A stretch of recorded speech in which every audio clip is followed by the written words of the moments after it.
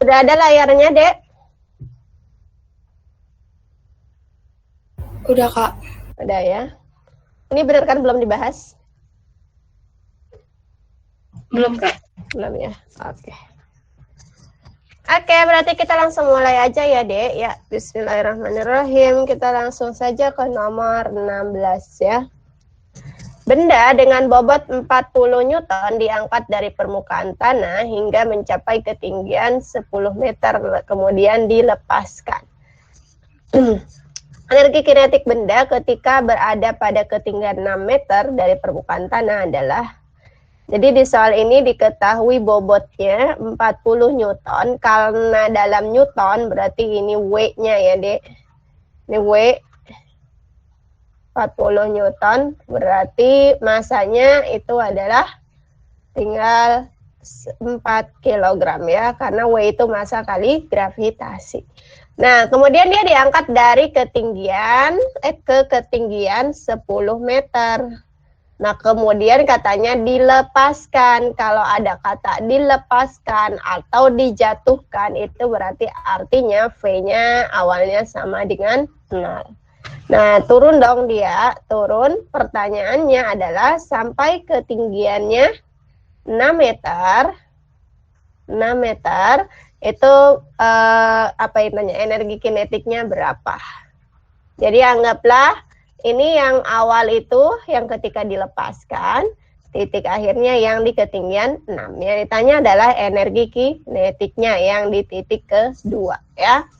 Nah, ini tinggal menggunakan efek-efek atau hukum kekekalan energi mekanik ya. Ingat, EP1 tambah EK1 sama dengan EP2 tambah EK2 ya. EP-nya MGH, kemudian EK-nya 0 udah pasti karena kecepatan awalnya 0. EP2-nya ya MGH2, EK2-nya ditanya. MG-nya ini nggak usah berarti ya. MG aja langsung ya, W itu kan MG. Jadi langsung 40 dikali H-nya 10 sama dengan 40 dikali 6 tambah EK2. Berarti EK2-nya adalah 400 dikurang 240. Ini kurang ini ya. Jadi hasilnya adalah 160 Newton. Jadi jawabannya adalah C. Lanjut, Dek. Kak, itu EK1-nya 0. Iya, kenapa? Tadi ingat awalnya dia dari di ketinggian 10 meter dilepaskan. Kalau dilepaskan berarti kecepatan awalnya 0 ya, Dek. Jadi EK-nya udah pasti 0. Paham? Paham, Kak. Oke. Lanjut. Lanjut. Oke. Lanjut nomor 17. Bola baja bermassa M bergerak horizontal dengan kelajuan awal V melalui material pasir. Bila bola itu berhasil untuk masuk menembus pasir sejauh D sebelum akhirnya berhenti, maka besar gaya gesek rata-rata yang dialami bola tadi adalah, jadi si bolanya awalnya kecepatannya katanya V, tapi dia masuk pasir ya. Ini ada pasirnya nih. Kalau ada pasirnya pasti ada gesekannya dong. Ya, gesekannya arahnya pasti ke sana ya, gayanya. Oke. Terus dia mencapai jarak D ya sebelum akhirnya berhenti. Jadi si bola ini nyampe ke sini nih, dia berhenti, berarti sampai V-nya sama dengan 0. Nah, jarak yang dia tempuh itu adalah D. Oke, ini ke sini itu D. Nah, yang ditanyakan gaya geseknya berapa gitu. Ada gaya, ada jarak, ada V awal, ada V akhir. Jadi ini anggaplah V awalnya, ini V akhirnya ya. Kemudian ada M ya, di soal ada M juga ya, bermassa M. Nah, kalau ada gaya, ada jarak, tentunya hubungannya dengan usaha D ya, usaha. Kalau ada kecepatan, itu energi kinetik. Jadi kita gunakan hubungan usaha dengan energi kinetik, yaitu usaha sama dengan perubahan EK. Usahanya gaya dikali jarak ya, ini minus tentunya karena gaya gesek itu arahnya selalu berlawanan dengan gerak. Oke, delta EK-nya ya berarti setengah MV akhir kuadrat dikurangi V awal kuadrat ya. EK akhir kurangi EK awal ya, itu namanya delta EK. Oke, FG-nya dicari, D-nya D aja ya, terus setengah M, V akhirnya 0, V awalnya V ya. Berarti FG kali D sama dengan minus setengah MV kuadrat.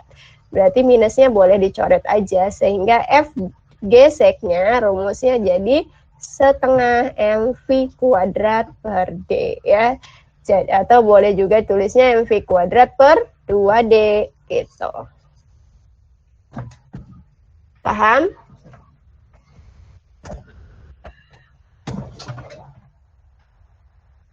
Silakan bertanya dulu sebelum lanjut.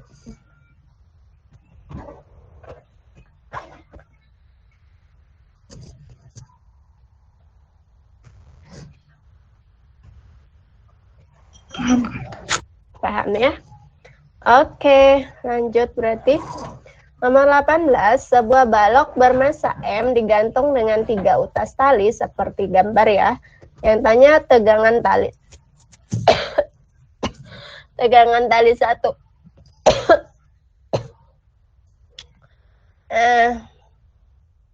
Ini talinya ada 3 nih. Oke, ini bendanya. Ingat ini dalam keadaan seimbang ya, berarti kalau digantung. Ingat ada gaya apa aja? Pada benda tentunya ada gaya berat ya, gaya berat W besarnya yaitu M kali G. Terus di sini ada tegangan tali yang bekerja pada benda 2 arahnya ke atas, yang bekerja pada benda M arahnya ke atas, yang bekerja pada titik ini arahnya ke bawah. Kita sebutnya T2 ya, Dek. Terus yang di sini juga ada T1 ya. Kemudian yang di sini juga ada T3. Tuh. Oke. Pertama kita mau nyari T1-nya ya berapa.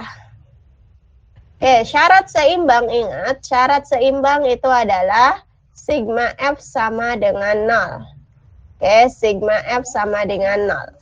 Pada benda dulu ya, kita lihat pada benda M. Kalau pada benda M gayanya ada 2, yaitu T2 ke atas sama W ke bawah. Supaya sama dengan 0 berarti T2 min W sama dengan 0. Itu artinya T2-nya sama dengan W atau M kali G. Nah, karena udah dapet T2-nya berarti kita sekarang tinggal cari T1 pakai hubungan 3 gaya. Oke, hubungan 3 gaya. Kalau gayanya ada 3, kalian bisa menggunakan persamaan sinus ya, D, untuk keseimbangan. Kita gambar ulang ya. Jadi ini ada T ke sini, T3, terus T1-nya ke sana, yang bekerja pada titik ini ya, kita gambar ulang, dan T2-nya ke bawah. Ini T2. Nah, karena sudutnya yang ini 60, berarti yang ini berapa, Say? Ada yang bisa? 150. 150. 60 tambah 90, betul ya. Kemudian ini udah jelas 90 derajat ya. Berarti yang ini berapa, Dek? Ini berapa? 150, 90, berarti kan totalnya 240. 120, benar ya. Iya, benar. Karena kan totalnya 360 kan kalau lingkaran. Nah, jadi kita udah tahu masing-masing sudut yang diapit ya oleh si masing-masing gaya. Antara T1 dan T3 150, T1 dengan T2 90, T2 dengan T3 120. Hubungannya apa? Ya, persamaan sinus T1 per sin yang di depan T1 ya sebenarnya yang ini, yang antara T2 dengan T3 ya, yaitu 120. Sama dengan T2 per sin yang di depan T2 yang ini, yang antara T1 dan T3 yaitu 150. Dan juga sama dengan T3 per sin yang di depan T3 yang antara T1 dan T2 adalah 90. Gitu ya, ini persamaan sinus ya untuk keadaan seimbang. Nah, karena kita yang udah tahu T2-nya, jadi kita pakai yang ini aja. Ya. Yang dicari kan T1, terus yang udah kita tahu T2, jadi kita pakai ini aja 2. T1 per sin 120 berapa, Dek? Ada yang tahu sin 120? Setengah akar 3 ya, sama aja dengan sin 60 ya. Sama dengan T2, oh ya, T2-nya kita ganti dulu ya. Dengan apa tadi? MG ya. Sin 150 berapa, Dek? Setengah. Setengah, benar banget ya, sama dengan sin 30 ya. Jadi setengah. Udah tinggal dicoret setengahnya, jadi T1 itu nilainya tinggal akar 3 kali MG ya. Jadi jawabannya A. Paham semuanya? Kak, untuk hubungan 3 gaya itu selalu pakai sin? Iya, selalu pakai sin. Ya. Pokoknya kalau ada 3 gaya, ya, menyelesaikan keseimbangan itu lebih cepat pakai ini, persamaan sinus. Pakai sigma F aja bisa, tapi harus diuraikan jadi Fx, jadi Fy ya. Jadi nanti disubstitusi gitu. Persamaannya rada banyak ya. Jadi lebih cepat pakai ini. Tapi hasilnya bakal sama ya. Kalaupun kamu pakai sigma Fx sama dengan 0, sigma Fy juga sama dengan 0. Paham, Dek? Paham, Kak. Oke. Lanjut ya. Nomor berikutnya, sepotong balok kayu mengapung di atas air dengan 75% volumenya tenggelam dalam air. Bila volume balok itu adalah 5.000 cm kubik, maka massa balok kayu itu dalam kilogram berapa ya? Nah, jadi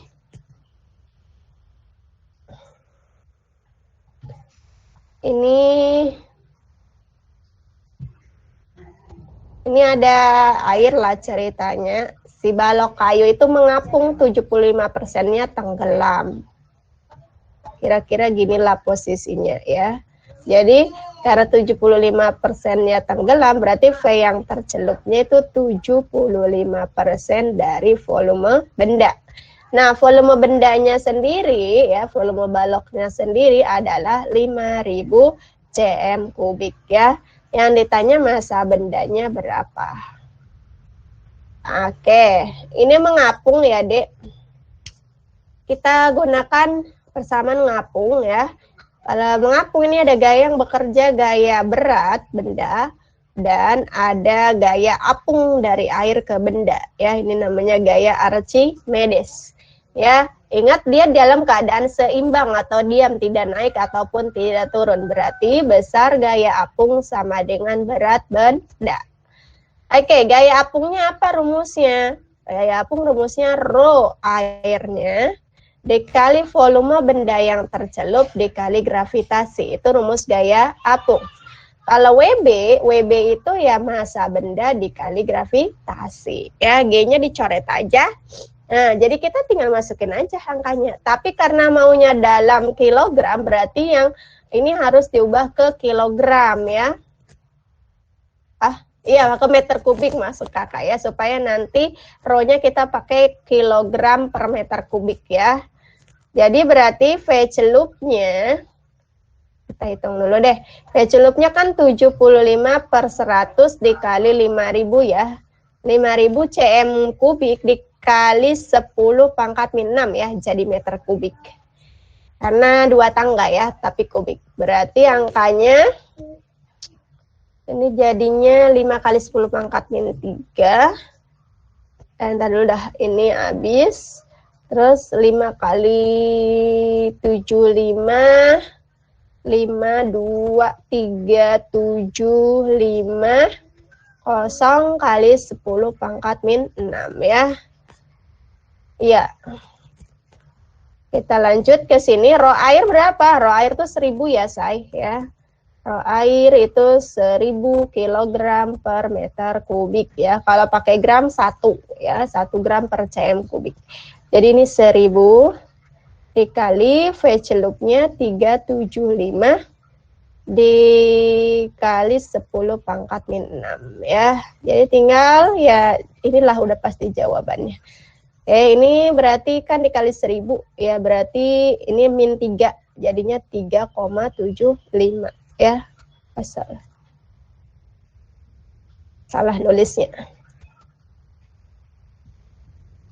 Ini MB ya maksud kakak, berarti MB-nya tinggal dikalikan jadi 3,75 kg. Paham? Paham, Kak. Oke. Lanjut berarti. Yang lain? Aman kan yang lain? Kita lanjut ke nomor 20. 4 liter gas neon dari suhu 200 Kelvin dan tekanan 2 atm. 4 liter yaitu volume ya, Dek. Oke, 4 liternya suhunya awalnya 200 Kelvin, tekanannya tekanan itu P ya kalau tekanan. Tekanannya 200 apa sih? Salah mulu. 2 atm. 2 atm mengalami proses perubahan secara isobarik. Ingat kalau isobarik berarti P-nya tetap ya. Jadi P-nya tetap 2 atm. Sehingga suhu akhirnya berarti T akhirnya 600 Kelvin. Yang ditanya usaha gas itu selama berproses bernilai. Jadi yang tanya adalah W. Oke. Rumus W, kalau dia isobarik atau tekanan tetap, ingat P delta V. Jadi kita perlu delta V-nya. Nah, delta V itu V akhir kurangi V awal, ya. Berarti kita harus cari V akhir pakai persamaan gas ideal. Ingat, kalau isobarik itu V dengan T. Ingat, PV sama dengan nRT. Jadi, V dengan T berbanding lurus. Jadi berarti V1 per V2 sama dengan T1 per T2. Jadi 4 per V2 sama dengan 200 dibagi 600. Jadi V2-nya adalah 600 kali 4 dibagi 200 ya. Jadi 12 liter.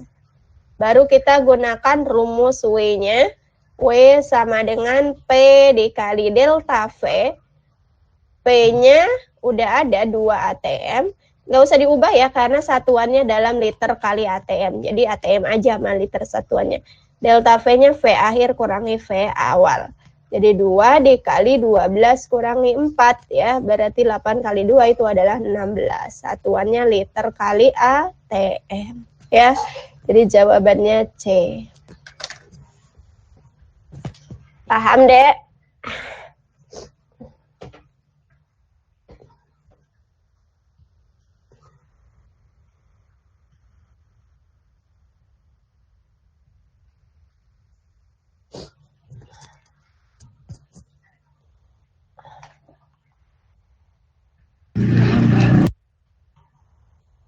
Oke.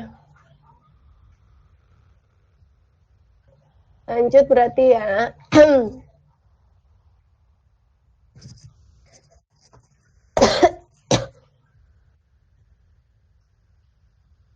Nomor berikutnya. 2 kalorimeter A dan B sama berisi air dengan volume yang sama pada 30 derajat Celcius. 5 gram logam aluminium dicelupkan ke A dan 5 gram logam campuran dicelupkan ke B ya. Jadi ada 2 kalorimeter.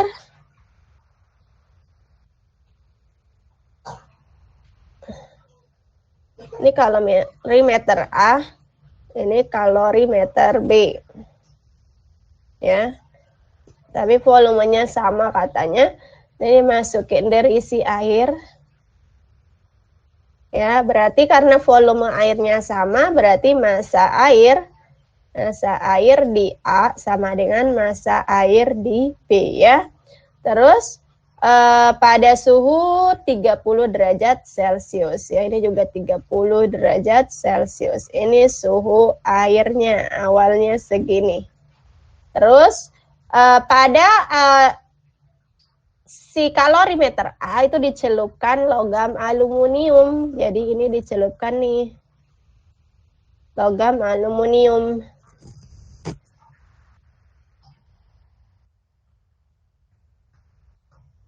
Dulu deh, jangan di sini biar kelihatan. Jadi ini masuk ke dalam ini air, terus ini dicelupkan logam aluminium. Sedangkan pada kalorimeter B itu dicelupkan 5 gram logam campuran ya. Ini logam campuran ya. Ini tambah air juga. Nah, terus kalau suhu air awalnya 30 derajat Celcius, kemudian massa aluminiumnya adalah 5 gram, dan massa si logam campuran juga 5 gram, ternyata temperatur seimbang dalam kalorimeter A. Jadi ini setelah seimbang, itu T akhirnya itu adalah 32 derajat Celcius. Sedangkan ini setelah seimbang, itu suhu akhirnya adalah 31,5 derajat Celcius ya. Temperatur awal kedua logam sama, yaitu 50 derajat Celcius. Berarti TAL 50 derajat Celcius, T logam campuran juga 50 derajat Celcius ya. Panas jenis AL, panas jenis itu C ya, kalor jenis ya, 0,89 Joule per gram derajat Celcius, Kelvin dia pakainya. Ya udahlah sama aja ya. Yang ditanya adalah panas jenis logam campuran ya. Nah, ini kita gunakan asas black pokoknya, tapi pisahin ya, karena ini ada 2 kalorimeter. Sebenarnya ada dua tempat gitu. Jadi kita cari dulu yang kalorimeter A. Kalorimeter A ini yang bertukar antara air dengan aluminium. Jadi kita langsung Ki aluminium sama dengan Ki air. Ya. Aluminium rumusnya M aluminium dikali C aluminium dikali delta T. Air berarti M air dikali C air dikali delta T. Lanjut.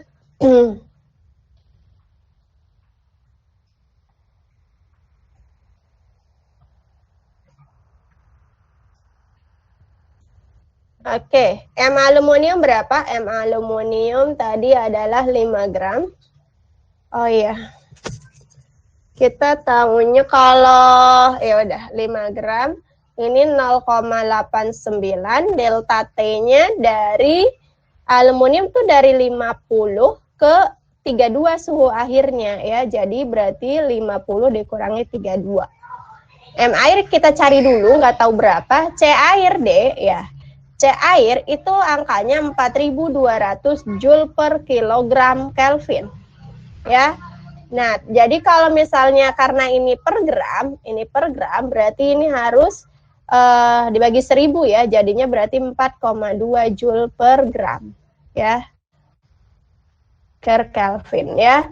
Ini karena kilogram kan 1000 gram ya. Jadi 4200 per 1000 jatuhnya.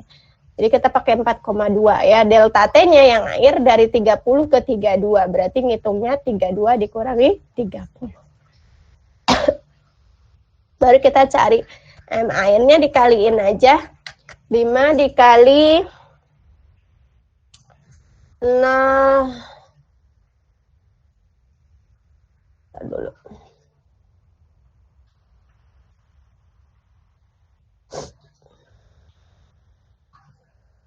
5 dikali 0,89 ya. 4,45 dikali 50 kurang 32 18 ya. Berarti kali 18. Itu hasilnya 80,01. Ini semuanya dikaliin ya. 80,1. Ini M air dikali 4,2 dikali dengan 2. Berarti 8,4. Jadi M airnya itu adalah 80,1 dibagi 8,4.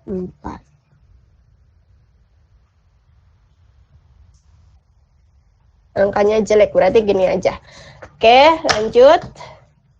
Itu baru dapat massa airnya ya. Baru kita cari yang kalorimeter yang kedua. Ya, kalorimeter yang kedua persamaannya sama ya. Yang B ya ini berarti Ki logam campuran sama dengan Ki air. Ya, ini massa logam campuran dikali C logam campuran dikali delta T sama dengan M air, C air, delta T. Terus ini massa logam campurannya 5 ya tadi. Kemudian C logam campurannya yang dicari delta T-nya 50 ke 31,5 ya. 31,5 salah. 50 dikurangi 31,5.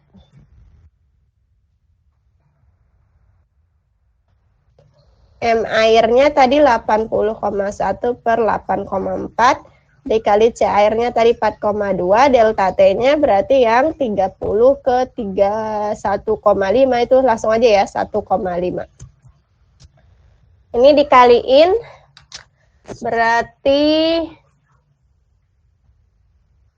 50 dikurang 31,5 itu 18,5 ya kali 5. 92,5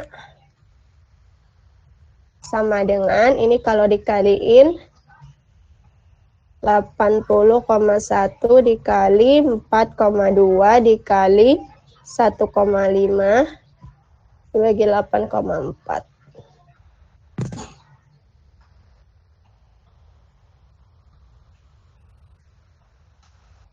(60,075) berarti C logam campurannya 60,075 dibagi dengan 92,5.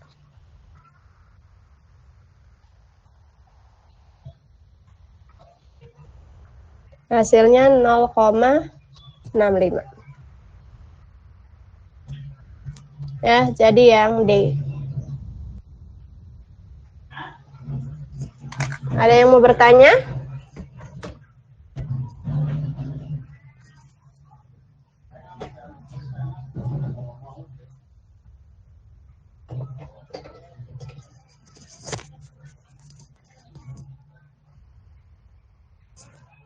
Uji, Desi, Salsa, Sisi, siapa lagi tadi? Lutfi. Ada yang mau nanya? Enggak. Nggak ada? Oke, berarti lanjut ya.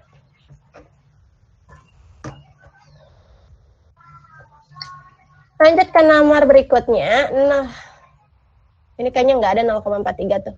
Sebuah sumber bunyi dengan frekuensi 1 kHz mendekati seorang pengamat yang juga mempunyai sumber bunyi dengan frekuensi yang sama.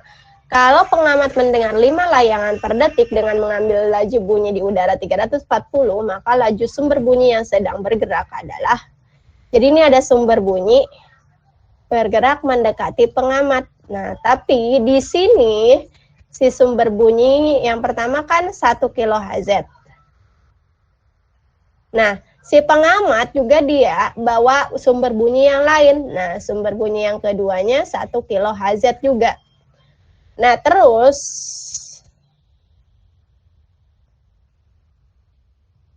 mana ya? Oke, berarti ini dianggapnya pengamatnya diam ya, Dek. Ya, PP-nya 0. Oke, pengamatnya diam. Yang ditanya adalah laju sumber bunyi yang ini. Nah, di sini dikasih tahu layangan yang didengar oleh si pengamat adalah 5 layangan per detik ya, berarti 5 Hz lah, nah, sama aja. Kecepatan bunyi di udaranya 340 meter per sekon. Apa yang dimaksud dengan layangan? Layangan itu adalah selisih frekuensi yang didengar oleh si pengamat. Kalau ada 2 bunyi yang dia dengar, maka selisih frekuensinya itu disebut dengan frekuensi layangan. Jadi si pengamat itu dia mendengar 2 bunyi dari yang pertama ya, dari si sumber yang ini, yaitu berarti kita cari pakai rumus V ya, PP-nya 0 ya, jadi nggak usah ditulis. Yang bawah V, terus ini sumber mendekati pendengar, berarti ini minus. Ingat kalau sumber mendekati itu minus ya, sindikat nyamperin polisi ya. PS dikali FS ya, pakai ini nyarinya. Yang kedua, dia mendengar bunyi dari sumber yang dia bawa ya, yang dia pegang ya. Ini sama aja dengan aslinya karena dia dengan sumbernya itu relatif diam, jadi tetap 1 kHz. Nah, frekuensi layangan adalah selisih dari frekuensi yang ini dengan yang atas ya, itu 5. Itu katanya. Yang ditanya kan VS-nya berapa. Ini tinggal masukin aja, EP2-nya kan 1 ya. EP1-nya kita ganti dengan V dibagi V min VS kali FS-nya 1, ini harus sama dengan 5. Berarti V dibagi V min VS ya, kali 1 sama dengan, ini jadi gimana ya?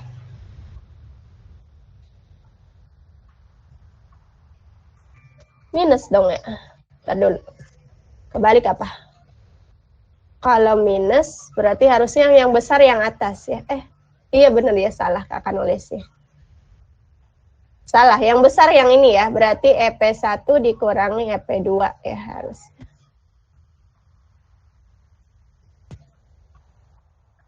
Jadi nulisnya yang besar kurang yang kecil ya, Dek. Jadi ini V dibagi V min VS dikali 1 dikurangi 1 ya, EP2 kan 1. Ini sama dengan 5 ya. Ini sama dengan 5. Berarti V-nya kita masukin 340 per 340 min VS-nya nggak tahu sama dengan, ini pindahin ke kanan jadi 6. Kali silang aja. Berarti 340 sama dengan 6 dikali 340 dikurangi 6 VS. Berarti 6 VS itu sama dengan, ini pindah ke sini ya, yang ini pindah ke sana. Jadi 6 kali 340 dikurangi 340. Berarti 6 VS sama dengan, ini kurang ini jadi 5 dikali 340 ya, Dek. 6 kurang 1 dikali 340. Oke, baru dibagi 6 ya. Jadi berarti VS-nya itu 5 dikali 340 bagi 6. Angkanya, ini bagi ini 5. Koma-komaan ya, agar.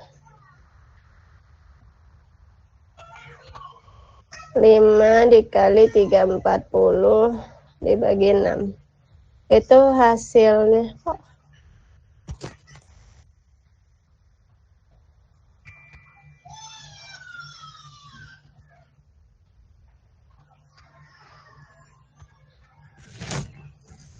Ada yang salahkah?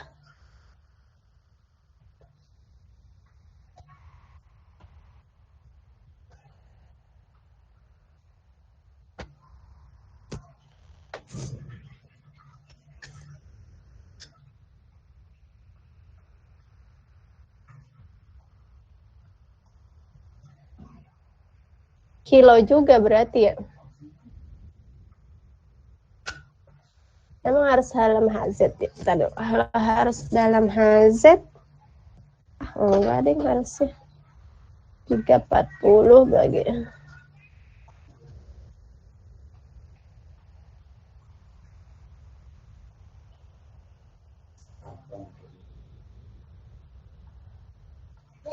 Oh iya, salah. Satuannya beda. Karena ini pakai 5 HZ ya. Kan layangan per detik, sedangkan ini kilo HZ, jadi nggak boleh. Jadi saya berarti, kalaupun mau diubah, ini kalau dalam kilo HZ ya, atau ini dalam 1000. Ulang lagi berarti ngitung.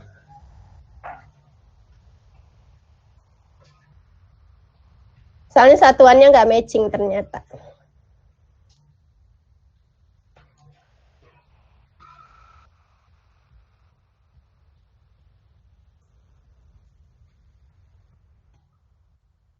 Ini berarti jadi 1000 HZ aja ya.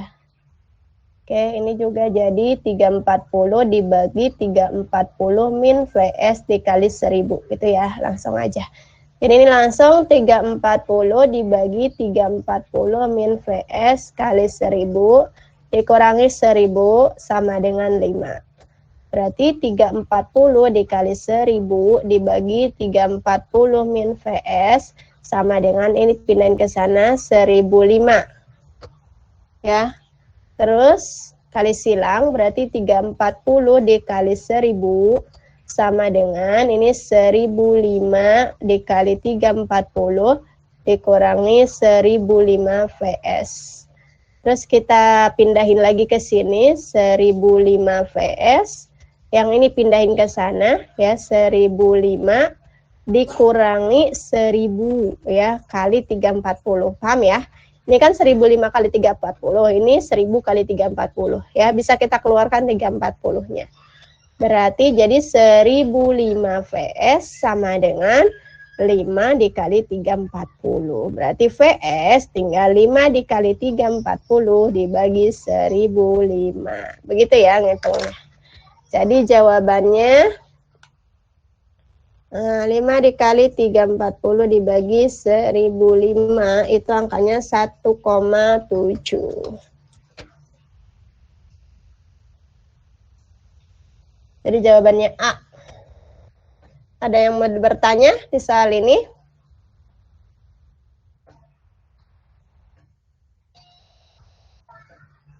Silakan.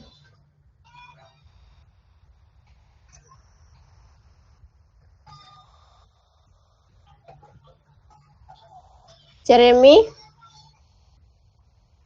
Willy, Aldila. Ada yang kurang paham?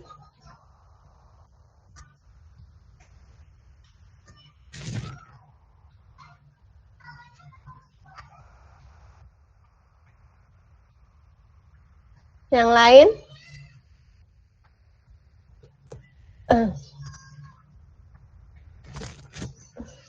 Kenapa tadi ini 5 Hz? Karena layangan per detik ya.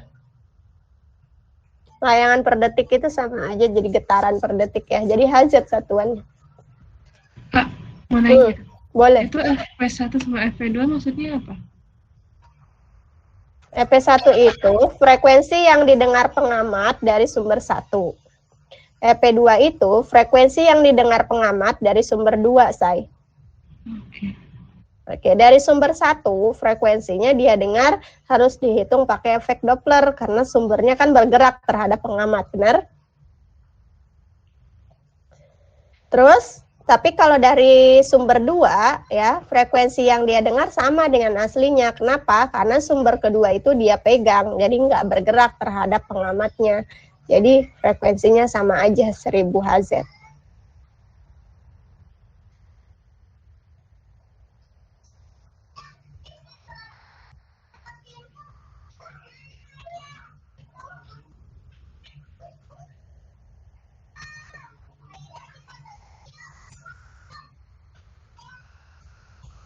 Ada lagi?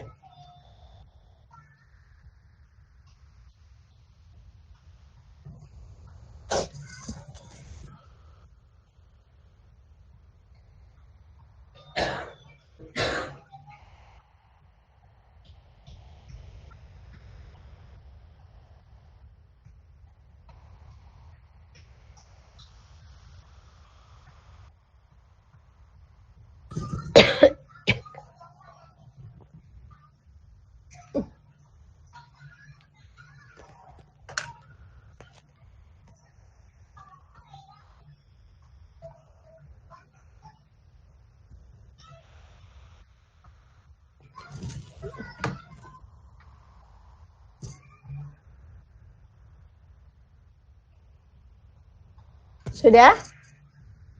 Paham, Kak. Paham, oke. Lanjutnya. Frekuensi gelombang yang dihasilkan oleh sirine naik dari 200 menjadi 800 pada amplitudo yang tetap atau konstan. Perbandingan intensitas antara gelombang berfrekuensi 800 terhadap 200 adalah. Hanya intensitas ya. I-nya yang 800 kita I2, ini I1. Frekuensinya itu 800 Hz dan frekuensi awalnya 200 Hz. Apa hubungannya intensitas dengan frekuensi? Tentunya kalian harus ingat rumus dasar intensitas. Intensitas itu adalah energi persatuan luas per satuan waktu atau disebut daya per luas, itu intensitas. Energinya D di sini energi gelombang ya. Energi gelombang sama dengan energi getaran, yaitu setengah M omega kuadrat kali amplitudo kuadrat ya. Ini dibagi dengan luas dikali waktu. Nah, ada frekuensinya di mana Kak? Di omega ini ya. Ingat rumus omega 2πf ya, say. Berarti kalau omega kuadrat jadi 4pi kuadrat F kuadrat kali amplitudo kuadrat dibagi dengan AT. Jadi dari rumus ini kita tahu bahwa I itu sebanding dengan F kuadrat ya. Amplitudonya katanya tetap ya. Jadi berarti kamu tinggal lihat hubungan I dan F ya, sebanding. Jadi kalau I2 banding I1 itu sama dengan F2 per F1. Tapi kuadratin ya, sesuai rumusnya. Berarti ini 800 dibagi 200 kuadrat ya. Jadi angkanya, ini bagi ini kan 4 kuadrat itu 16 ya. Jadi 16 banding 1. Jadi yang E.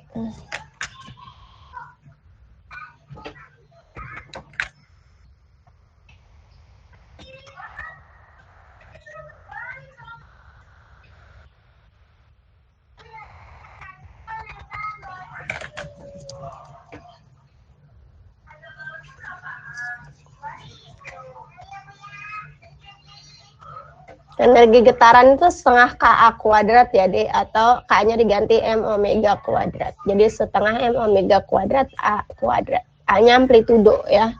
Sengaja Kakak bikin AMP karena bawahnya A-nya adalah luas ya.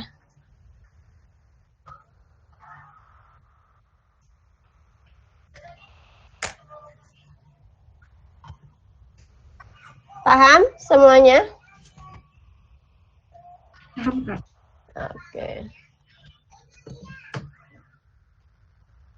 Kita lanjut berikutnya. Sebuah objek kecil berada 4 cm di sebelah kiri cermin cekung ya. Berarti itu S-nya ya. 4 cm di kiri. Terus jari-jari kelengkungan itu berarti R 12 cm.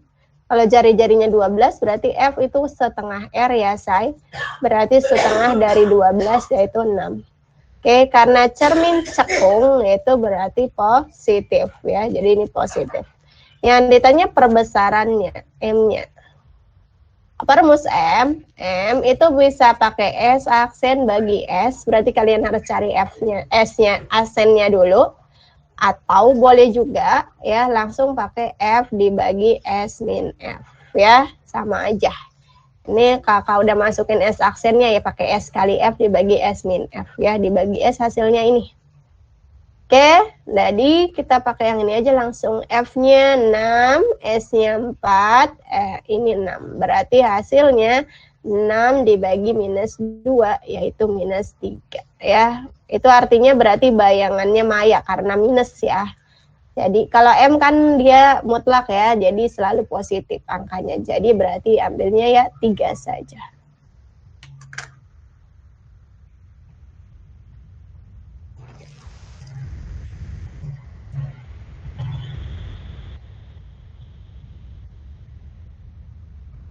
Ngerti? Paham, Kak. Oke. Lanjut berarti. Sebuah celah selebar A ya, berarti lebar celah itu D ya biasanya. A disinari secara paralel dengan cahaya monokromatik yang panjang gelombangnya lambda. Supaya minimum orde pertama ya, berarti N-nya 1 ya, ordenya 1. Pola difraksi tepat jatuh pada sudut theta ya, tetanya 30 derajat, nilai A berapa? Nah, ini tinggal menggunakan rumus difraksi, D sin theta sama dengan N kali lambda. Dan cari D-nya A, sin theta berarti sin 30, N-nya 1, lambdanya ya lambda. Berarti A dikali setengah sama dengan lambda, berarti A-nya sama dengan 2 lambda ya. Jadi jawabannya E. Ngerti?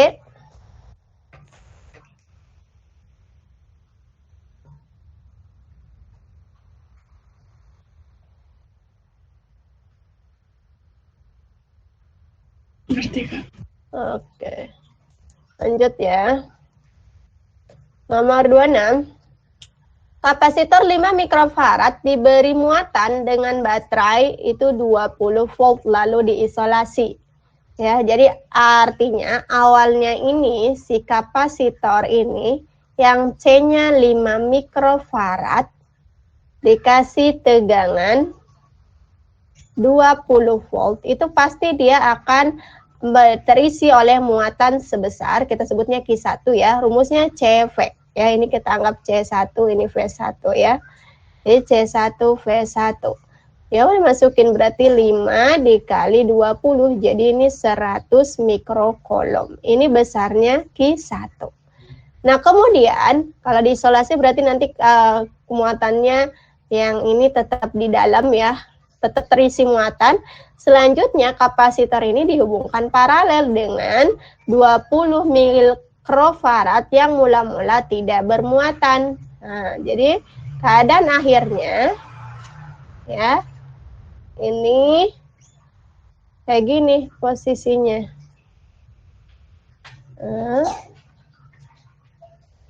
Ini C1, ini C2. Nah, ini Q1-nya tadi udah ada 100 mikrokolom.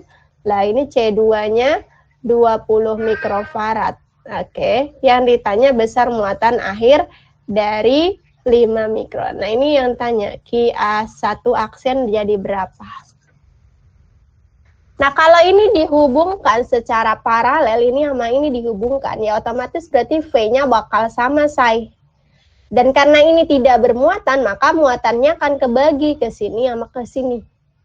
Kita caranya bisa cari dulu V gabungan, ya. V gabungan rumusnya adalah Q1 tambah Q2 dibagi C total. Q2-nya berapa? Karena tidak bermuatan awalnya berarti ini 0, ya. Jadi ini langsung 100 tambah 0 dibagi C totalnya berarti ya tadi 5 ditambah 20. Ya berarti 100 bagi 25 itu 4 ya, 4 volt. Itu V gabungannya. Setelah itu baru kita cari Q1-nya. V gabungan tuh V1 sama V2 sama ya karena paralel. Berarti nyari Q1 yang baru ya tinggal pakai rumus C1 kali V gabungan sekarang. Berarti C1-nya tetap 5, V gabungannya 4, berarti 20 mikrofarad. Ya, kok mikrofarad? Mikrokolom, salah.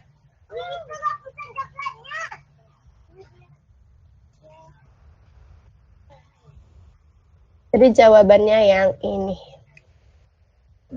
Berarti berapa Q2-nya sekarang yang tadinya awalnya nggak ada muatannya? Itu pasti jadi 80 ya, karena kan totalnya harus 100. Kan ini 0, ini 100. Nah, sekarang kebagi 2 ke sini sama ke sini. Coba kita buktikan. Q2 aksen ya berarti C2 kali V gabungan. Ya, karena paralel V-nya sama ya. 20 dikali 4 jadi 80 mikrokolom. Ngerti?